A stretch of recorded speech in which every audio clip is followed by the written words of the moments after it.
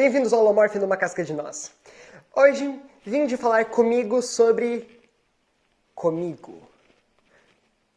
No português, nós usamos pronomes específicos para usar junto com as preposições. Então eu falo de mim, de ti, a mim, a ti, mas nós falamos comigo, contigo, ao invés de com mim e com ti.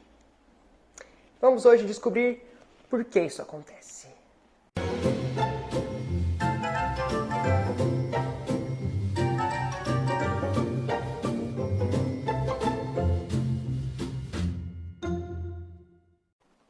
No latim, se usava a preposição cum com caso ablativo.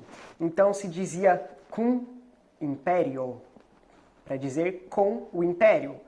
Imperio é o ablativo de imperium. Então, cum imperio é com o império.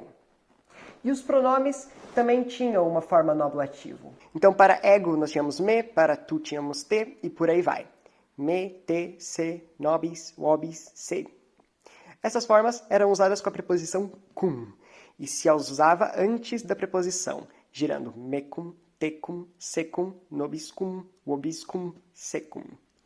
Podeis ver nestes casos que estes k se encontram entre vogais, portanto no português se tornaram sonoros, portanto g, e o no final cai, girando em galego-português.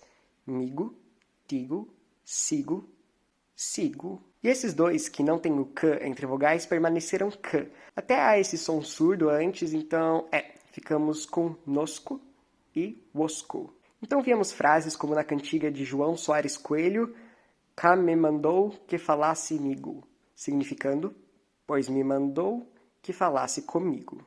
Com o passar do tempo, passou-se a usar a preposição com junto à forma que já significava comigo, contigo, etc. Meio redundante, entre aspas.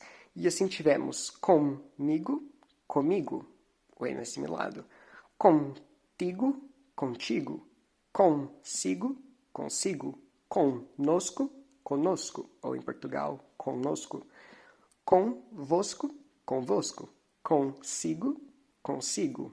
E, se gostaste de aprender hoje comigo, pois eu gostei muito de estar convosco, curtir esse vídeo, compartilhar-o nas redes sociais, nos seguir também nas redes sociais e entrar aí no grupo oficial do Instagram, o link está na descrição. Comentar aí embaixo qualquer coisa e vos inscrever aí no canal se não forem inscritos.